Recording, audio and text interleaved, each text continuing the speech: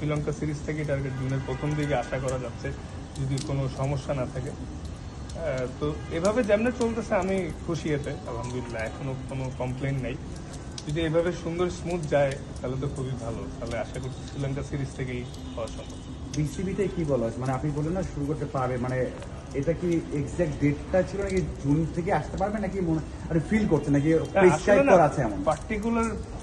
Particular date বলাটা difficult কোনো injury হইলে, কারণ যখন রিহ্যাবিলিটেশন যায় সামটাইমস সোরনেস উপরে যায় নিচে যায়, বা তো এই প্রোগ্রাম ওয়াইজ যখন যাব যদি সব স্মুথলি যায় তাহলে জুন থেকে শ্রীলঙ্কা সিরিজ থেকে খেলতে আশাবাদী।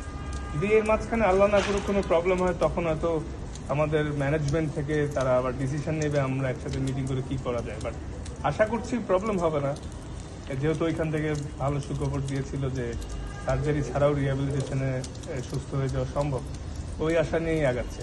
এটা কি একবারেই সম্ভব, মানে সার্জারি ছাড়া যেটা বলেছে, মানে রিহ্যাব করা বা ইনজেকশন বা ওষুধ? ফাস্ট বলারদের ক্ষেত্রে না ভাইয়া, যে জায়গাটা ব্যথা নেই ওই জায়গায় স্ক্যান করলে কিছু আসবে।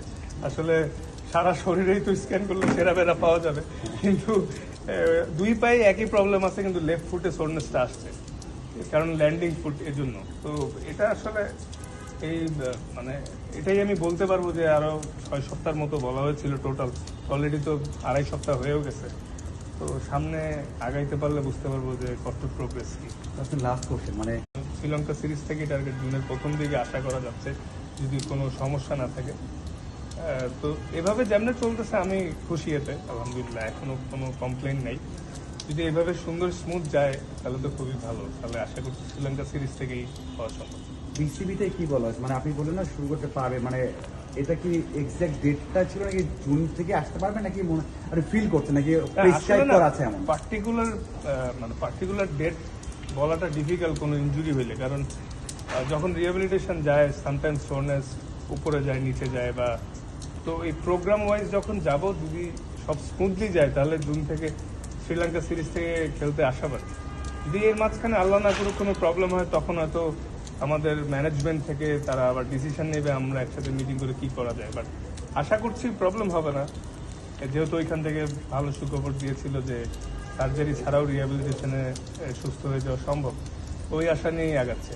এটা কি একবারেই সম্ভব, মানে সার্জারি ছাড়া যেটা বলেছে, মানে রিহ্যাব করা বা ইনজেকশন বা ওষুধ? ফাস্ট বলারদের ক্ষেত্রে না ভাইয়া, যে জায়গাটা ব্যথা নেই ওই জায়গায় স্ক্যান করলে কিছু আসবে।